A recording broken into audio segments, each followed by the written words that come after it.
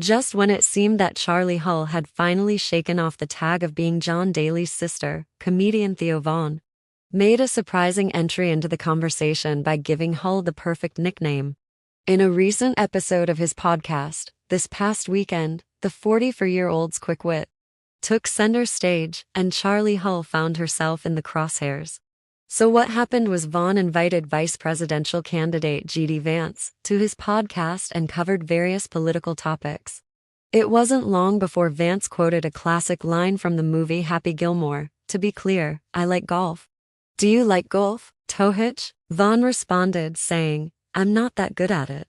I'll play when I get a little bit older. I don't want to slow people down right now." All right, understandable. But that doesn't mean that he isn't aware of the golf world entities. As the comedian further added, "I like Brooks Koepka. He's cool. And I like that girl that smokes that plays.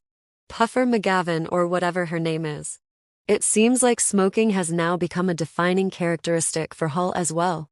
Yes, she isn't the only one to be associated with cigarettes. The legendary John Daly did that long ago. Living under a rock is the only excuse for not knowing who John Daly is, a golfing legend whose powerful swings are as iconic as his love for intoxications.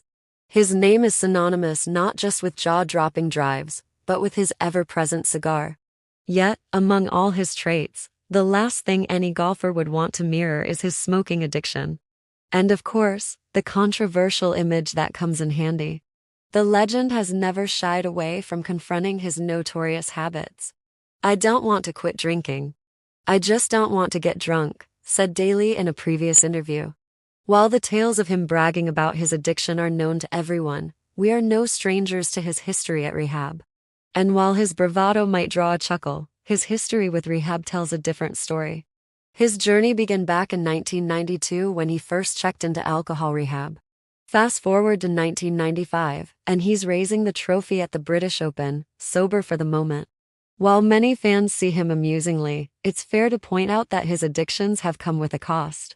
Remember 1997? That was the year he went on a notorious bender during the Players' Championship, turning his hotel room into a disaster zone.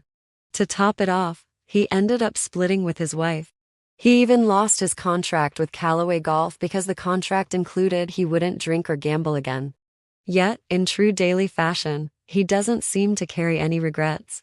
Today, we celebrate him as a legend in the golf world, but let's not sugarcoat it. His bold choices have often led him into hot water.